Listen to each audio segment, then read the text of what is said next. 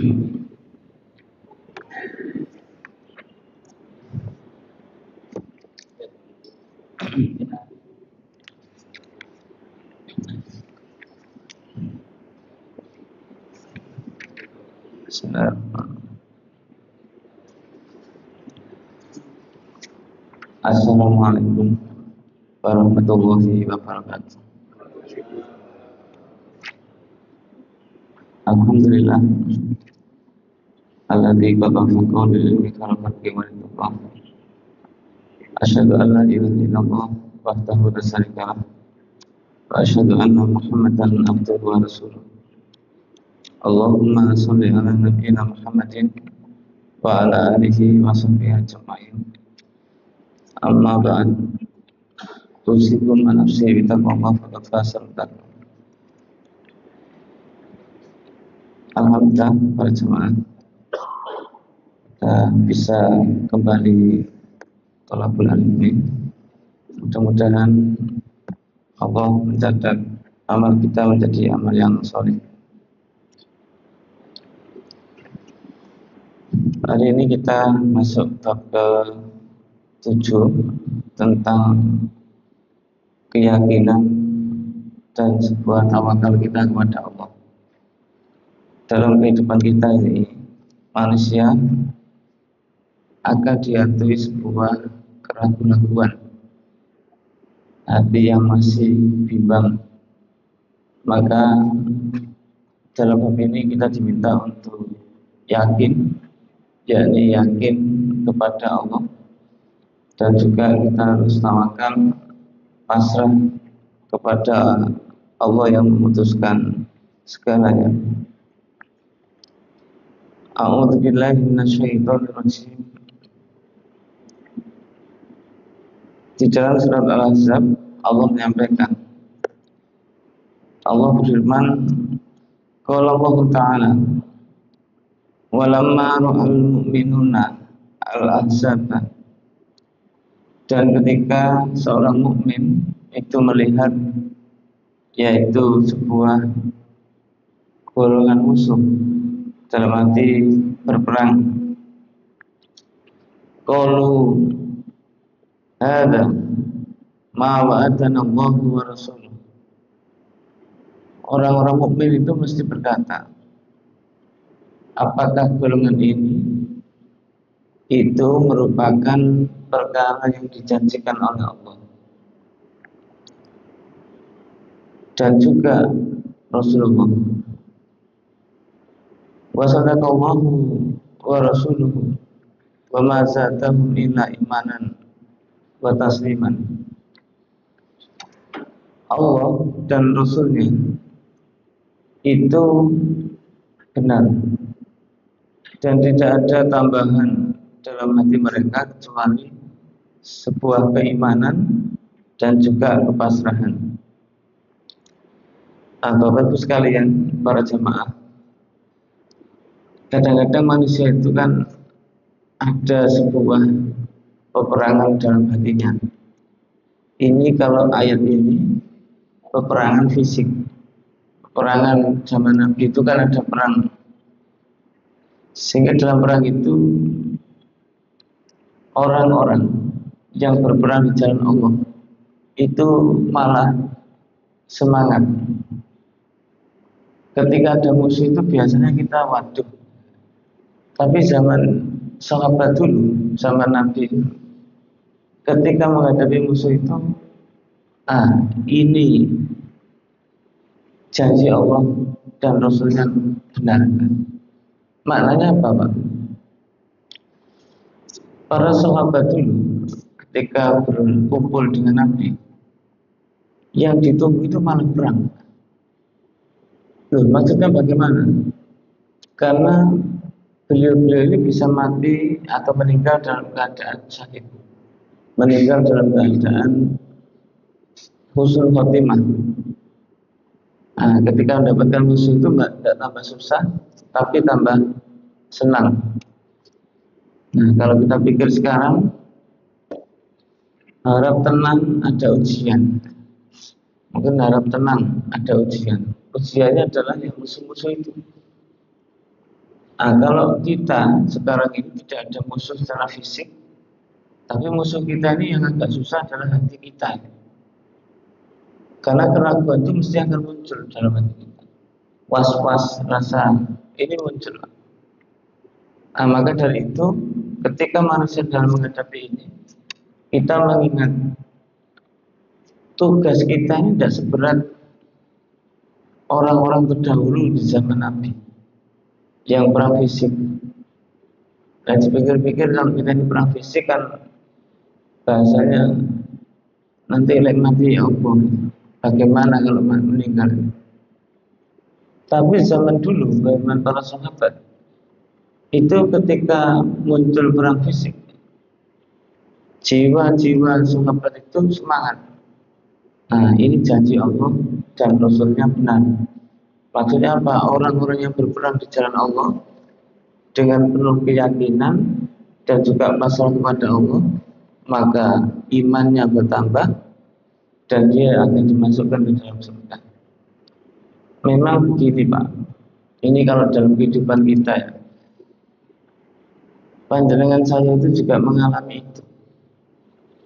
Nanti sudah pensiun diomong, ini yang pensiun, yang dipindah diomong, yang diputus bagaimana, itu nanti muncul. Dan itu semua kalau kita lakukan karena Allah, kita yakin, tawakal kepada Allah, maka nanti akan muncul jalan keluar itu. Sebaliknya, kalau kita tidak mantap, maka hati kita ini gelisah terus. Dan kalau hati ini gelisah terus, ada hadis qudsi, ana inda dzanni abdi bi. Saya ini berada di persangkaan hamba.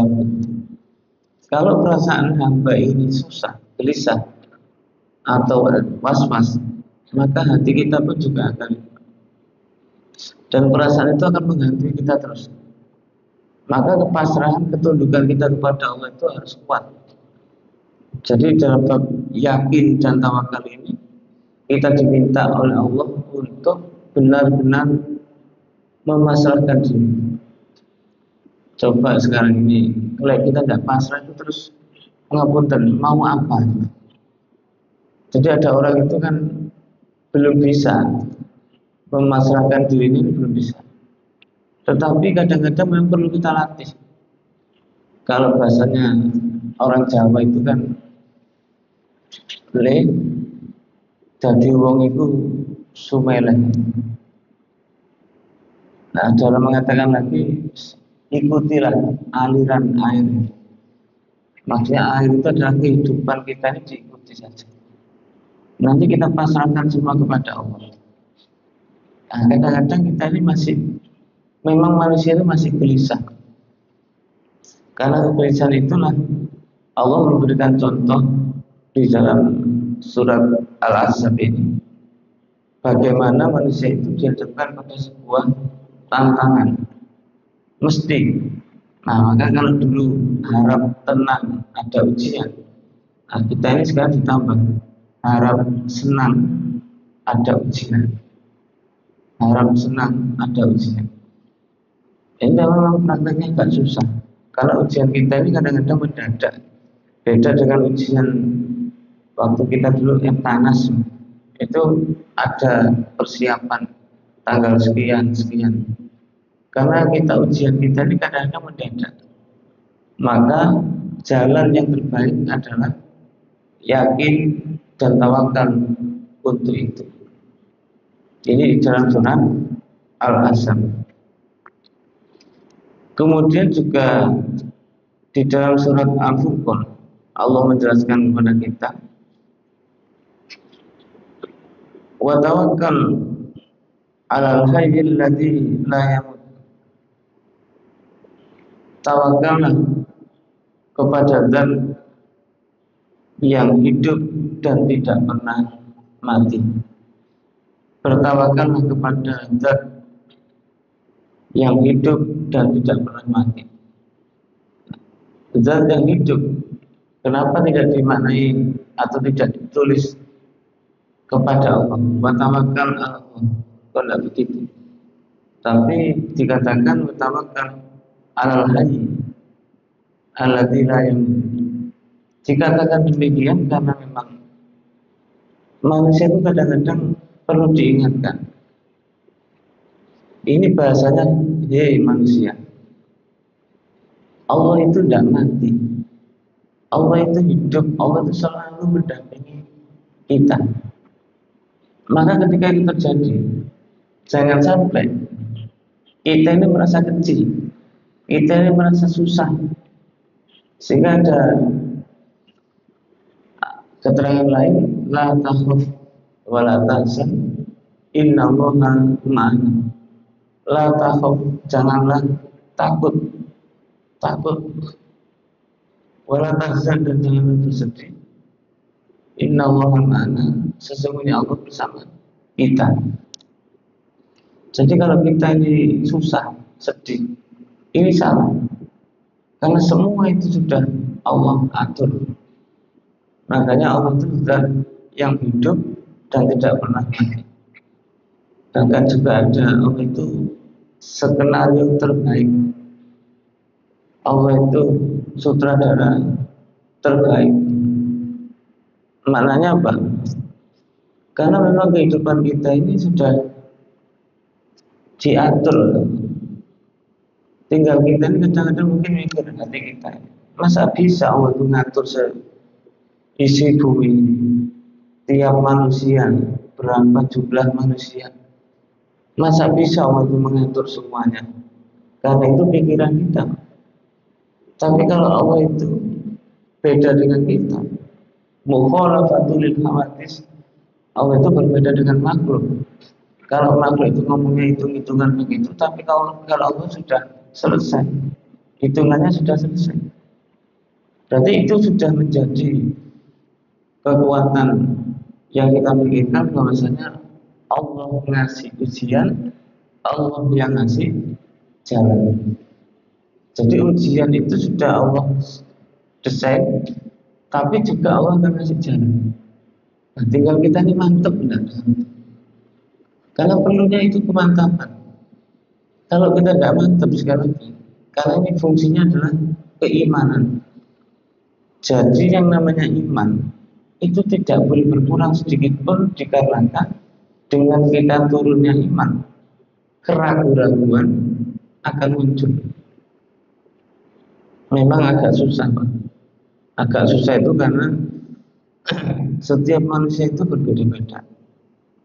Sampai ada orang yang mengatakan begini kan, iya, ujianmu gak koyo ujianku, ujianmu tidak seperti punyaku, punyaku ini lebih berat dari punyaku. Awalmu enak ngomong tok, mungkin begitu lah bahasanya, ngomong gampang, prakteknya itu kadang-kadang begitu. Tapi jenengan harus yakin, la yukallifullahu nafsan illa usaha.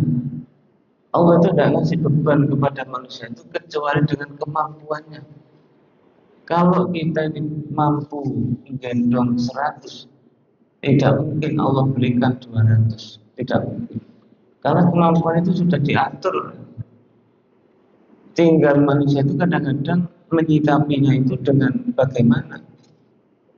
Saya yakin dengan saya itu setiap manusia itu pasti punya masalah, pasti. Karena kepastian itu sudah diatur oleh Allah, maka kita pun minta kepada Allah, ya Allah, berikanlah kesabaran, berikanlah kemudahan. Maka tidak salah kalau kita ini ragu, itu tidak salah. Tetapi dalam bab ini keraguan itu diminta untuk ditenggelamkan, karena kita yakin punya Allah yang hidup dan tidak pernah mati. Kadang-kadang manusia itu masih begitu. Aku iki wis sholat, wis ngaji, puasa ya tidak pernah putus, tapi kok masih begini saja. Itu masih muncul. Kok bisa? Kira-kira Allah itu sayang tidak dengan saya? Kadang-kadang begitu. muncul sifat itu. Nah, kalau saya dikasih sakit, mestinya Allah itu sayang dengan saya. Tidak dikasih sakit. Itu kadang-kadang pikiran kita ini macam-macam. Makanya bahasanya tadi sudahlah, sumele saja. Kira-kira apa yang bisa kita lakukan. Tapi kalau kita melakukan apa yang di luar ketentuan Allah, kita juga salah. Maka kekuatan-kekuatan itu memang menjadi penting dalam rangka kita mendekatkan diri kepada Allah. Di dalam ayat yang lain Allah juga menjelaskan, Fa'idha santa fatawakkal 'ala Allah. Ketika tujuan ini kepada Allah sudah mantap, tujuan yang kita inginkan sudah mantap, fatawakal, pasrahkan kepada Allah. Manusia itu kadang-kadang masih begini, Pak. Pokoknya dulu usaha di sini. Jadi usahanya itu sudah maksimal. Maka manusia itu tidak boleh usaha melebihi kemampuannya. Saya ulangi, manusia itu tidak boleh berusaha melebihi kemampuannya. Ini penting, Pak. Kalau kita usaha melebihi kemampuan kita, berarti kita ini bukan orang yang tawakal, bukan orang yang pasrah kepada Allah. Nah, ini kadang-kadang bedanya manusia itu masih pengen, pokoknya belum terjadi tawakal, usaha ikhtiar terus. Itu benar ketika masih ada usaha-usaha yang kita mampu. Tapi kalau tidak mampu, tidak nalar, tidak masuk akal, jangan dilakukan. Sampai orang itu ada berobat, dokter tidak mampu, wong pinter, dokter memang pinter, berarti dokter tidak pinter, berarti kalau orang pinter. Ditanya orang pinter ini siapa? Orang pinter ini Pak Kiai umpamanya. Nah, Pak Kiai ini jurusannya kesehatan atau jurusan apa? Kadang-kadang Bapak Ibu, fungsinya Pak Kiai Ustaz itu memantapkan menuju tawakal. Nah, kadang-kadang ada yang overlapping sekarang ini. Nah, Pak Kiai ini jadi dokter. Nah, ini kan kadang-kadang tidak masuk akal. Sehingga perintahnya itu, lagi pengen sembuh, kamu harus melakukan ini. Nah, ternyata melakukan ini itu di luar syariat. Dikatakan tuh ngomongnya wong pinter. Nah, wong pinter itu bagaimana? Sehingga usahanya itu tidak dengan usaha yang normal atau masuk akal, tetapi di luar itu. Dan itu menjadikan kita ini malah salah di hadapan Allah. Manusia itu tugasnya hanya usaha, proses, hasil Allah yang atur. Nah, kalau kita lihat ayat tadi itu tentang perang Badar. Perang Badar itu kalau kita lihat jumlahnya saja kalah, apalagi peralatan senjata. Peralatan senjatanya itu jauh dan tidak bisa dibandingkan, karena 313 itu yang senjatanya lengkap cuma 7 orang lengkap. Maknanya apa? Tidak bisa dibandingkan, tapi hasilnya menang. Berarti apa itu, Bapak? Bapak Ibu saya termasuk itu, kalau sudah Allah turun tangan, selesai.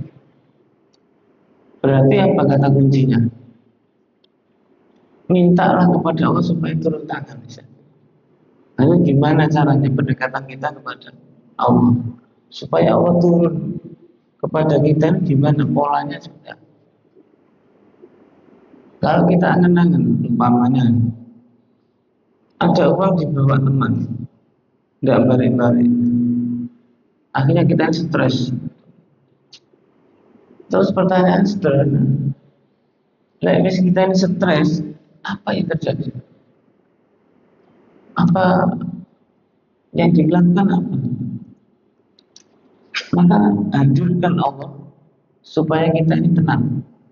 Ya sudah, ya Allah, jika memang rezeki itu penting bagi saya, memberikan manfaat pada saya, berilah rezeki itu kembali kepada saya. Dan tidak bermanfaat, tidak apa-apa, biar dirawat, supaya kita tidak susah. Ini menjadi penting karena manusia itu kadang menghadapi kesusahan itu lebih. Nah, sikap kita jangan sampai seperti itu. Maka butuh tawakal kepada Allah. Dari ayat yang lain, surat At-Talaq ayat 3, Allah juga menjelaskan, wa may yatawakkal 'ala Allah fa huwa hasbuh. Barang siapa yang tawakal kepada Allah, fa huwa hasbuh, maka Allah mencukupi itu semua. Nah, berarti apa Bapak? Orang itu kalau mau tawakal, baru akan muncul kecukupan, baru muncul jalan keluar. Tapi kalau kita masih pokoknya usaha disik, usaha terus, ketika dia tidak dibarengi tawakal, maka hasilnya tidak maksimal. Usaha yang tidak ditutup dengan tawakal, hasilnya tidak maksimal. Jadi mesti akan rusak. Nah, ini repot teman-teman. Kenapa dikatakan repot? Karena manusia itu kadang-kadang masih punya jiwa itu, belum usaha. Akhirnya usaha terus.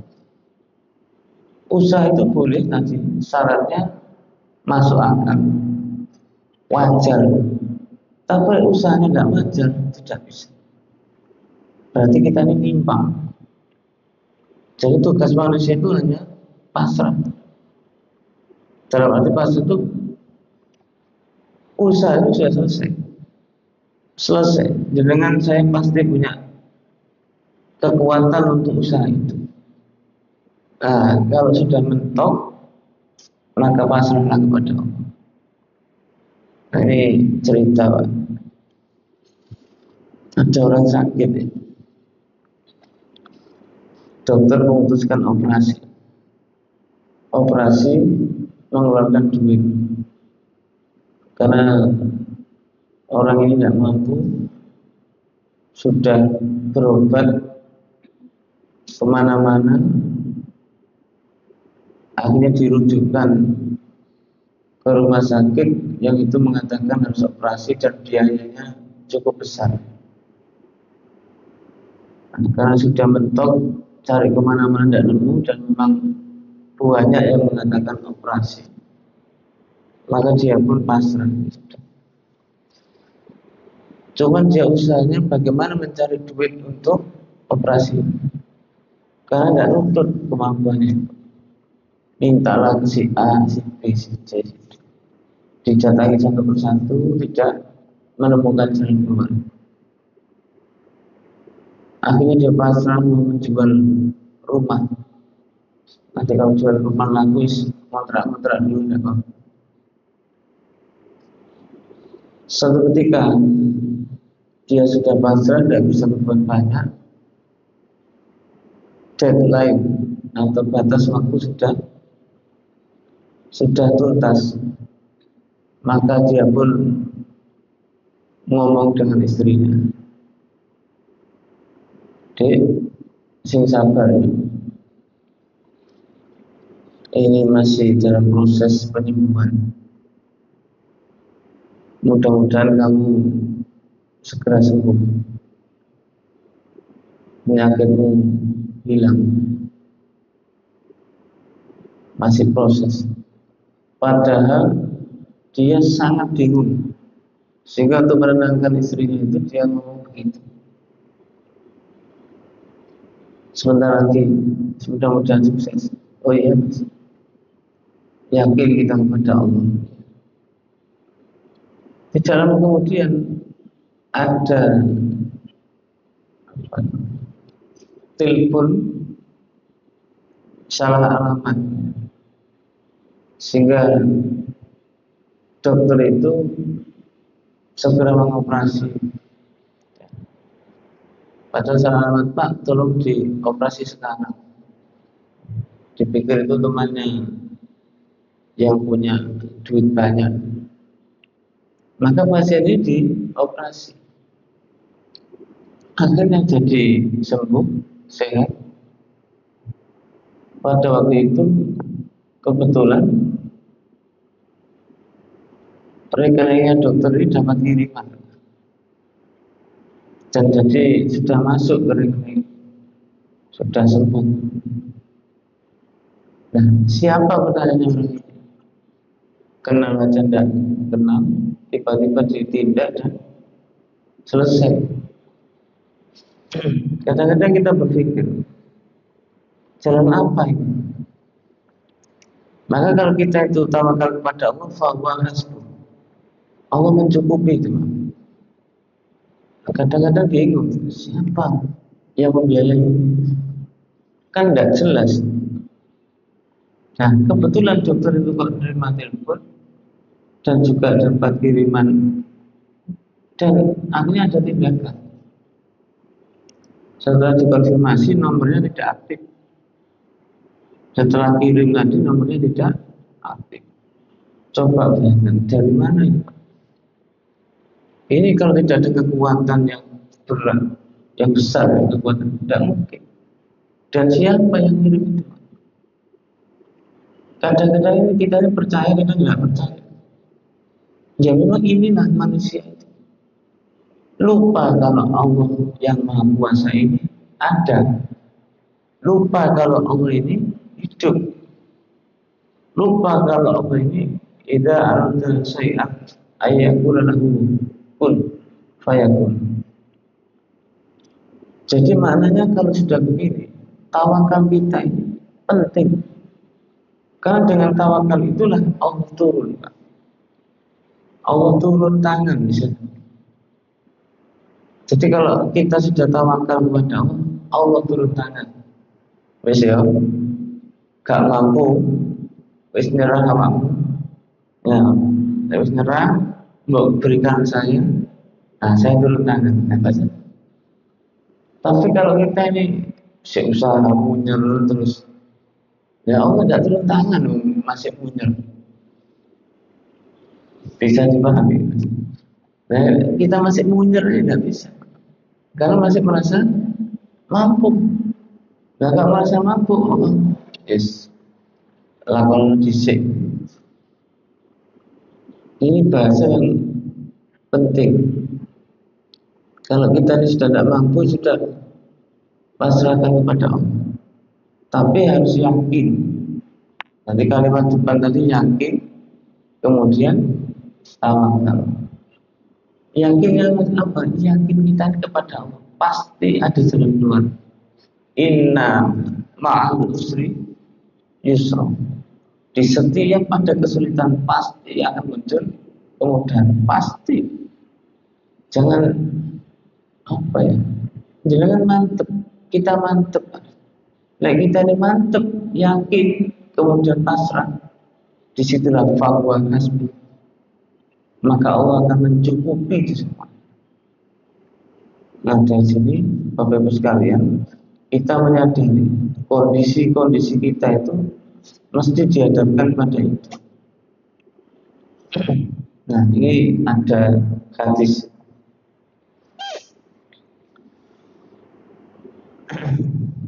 Qala kana akhirul qaul Ibrahim alaihi salam hina uqiya finnari hasbiyallahu wa ni'mal wakil. Ini doa Nabi Ibrahim ketika dilempar ke api mau dibakar. Maka beliau cukup mengatakan Hasbunallah wa ni'mal wakil. Mau apa? Sudah diikat macam-macam, pasrah. Hasbunallah wa ni'mal wakil. Nah, Bapak Ibu, jangan lupa kita sering doa itu, hasbunallah wa ni'mal wakil. Kalau itu semua terjadi, tuntas, pasrah kepada Allah. Nah, tidak begitu tidak bisa. Penting bagi kita untuk pasrah.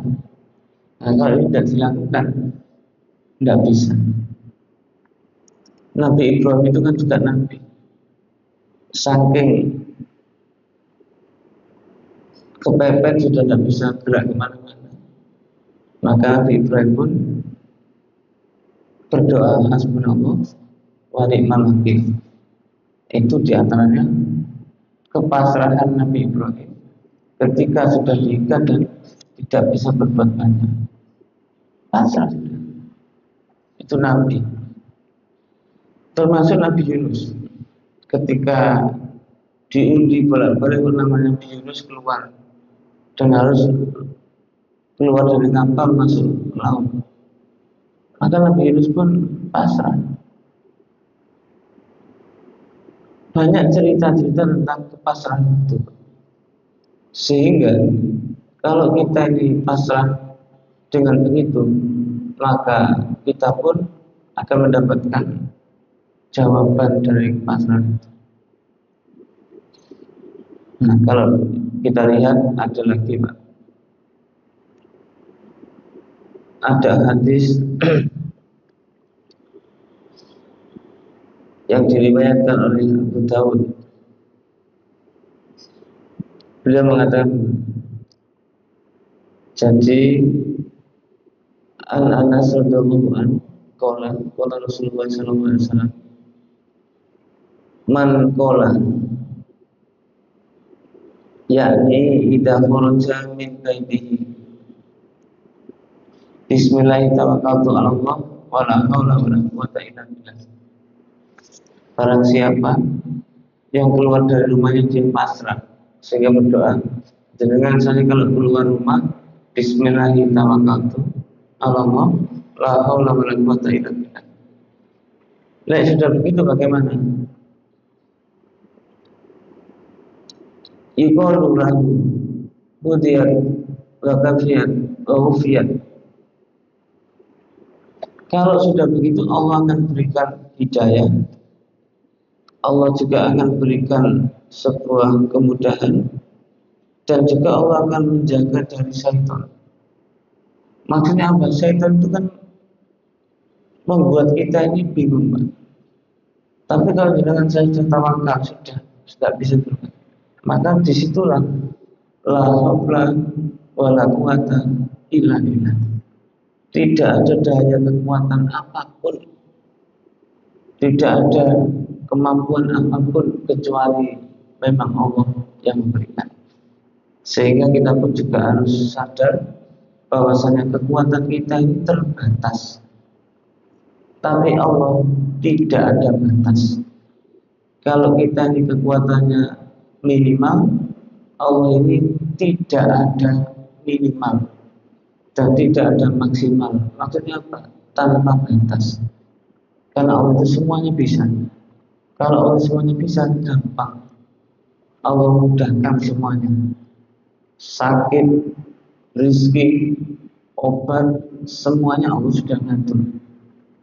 Kalau kita mantap, yakin dan tawakal kepada Allah, maka Allah pun akan berikan kemudahan. Wallahu a'lam bishawab. Ada pertanyaan, Pak? Oke. Salam.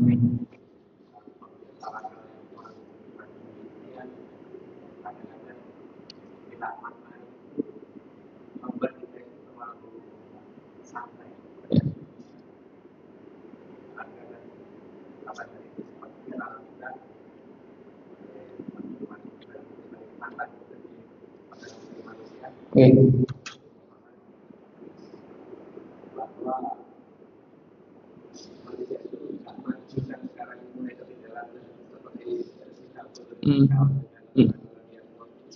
Ya. kajian-kajiannya itu yang bersifat konservatif, Ya. jadi nggak konstruktif. Ya. Itu bagaimana dengan Oke. yang Sekarang. Oke. Bapak Ibu, tugas kita jelas. Inna Allaha la yughayyiru ma biqaumin hatta yughayyiru ma bi anfusihim. Allah tidak akan merubah nasib satu kaum ketika kaum itu tidak merubah nasibnya sendiri. Jadi memang usaha itu benar. Umat Islam itu tidak boleh tidur. Umat Islam itu harus usaha. Nah, usahanya itu maksimal, tapi yang masuk akal. Maka setelah itu selesai, tawakal Allah. Maka kalimat ida azamta, ketika sudah berazam, bertekad kuat, maka tawakal kepada Allah. Contoh, saudara-saudara, kita harus menguatkan ekonomi kita. Kita tidak boleh impor. Kita harus mengelola barang sendiri. Maka, ayo kita lakukan pasrah. Kalau begitu, pas. Kalau Ustaz ngomong konservatif, ya pasrah baik, mangan gak mangan pokoknya nanti meskipun dikasih rezeki oleh Allah. Nah ini beda lagi. Makanya memang ada yang Ustaz bilang begitu juga ada. Tapi umat Islam wajib ikhtiar sehingga muncul tawakal. Itu apa ini? saya pikir juga Allah tidak mati dan Allah Ya. tidak dihidupkan memandikan banyak manusia. Ya. Kita sih lagi dari Al-Quran itu Oke. cara-cara usaha. Oke. Terus ada kadang-kadang kita juga terpilih tetangga kita sudah non muslim kan, dia usaha Oh, ya. bantu masyarakat. Oke. Oke. Jadi Allah semuanya itu masalahnya mereka nggak melakukan kepada Allah. Oke. Memang begini, bedanya kan hanya begini. Mereka ini yakin, cuma yakinnya tidak kepada Allah. Dia yakin ada Tuhan. Dia yakin dengan usaha tadi. Mantap. Tapi jangan salah, kadang-kadang mereka itu tawakalnya mengalahkan kita. Tawakalnya mengalahkan kita. Bedanya tidak tawakal kepada Allah saja, tapi dia percaya pada Tuhan. Hanya itu saja bedanya. Lah kita yang punya Tuhan tidak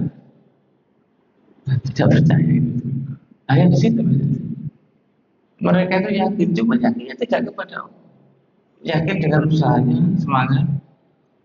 Dia juga yakin nanti tawakal pada Tuhannya. Nah bedanya kita punya Tuhan, tidak yakin dan tidak tawakal. Bedanya itu. Gitu ya. Jadi terus apakah campur tangan sekitar untuk menyelesaikan memenuhi mereka? Bukan. Bahasanya itu sunatullah. Sunatullah itu apa? Nek kita ini usaha maksimal ya jadi. Nek kita ini usaha setengah-setengah gitu, nggak jadi. Bayangkan mereka-mereka itu pagi ini bisa bangun sudah umur. Nek kita ini pagi sih turun, mamanya begitu. Terus ingin suka gimana? Ini kita kalau mau sunatullah, gitu gitu. Yang bukan saya izin langsung berangkat kerja kegiatan dan Bismillahirrahmanirrahim. Subhanakallahumma wa bihamdika asyhadu an la ilaha illa anta astaghfiruka wa atubu ilaik. Alhamdulillahirabbil alamin. Wassalamualaikum warahmatullahi wabarakatuh.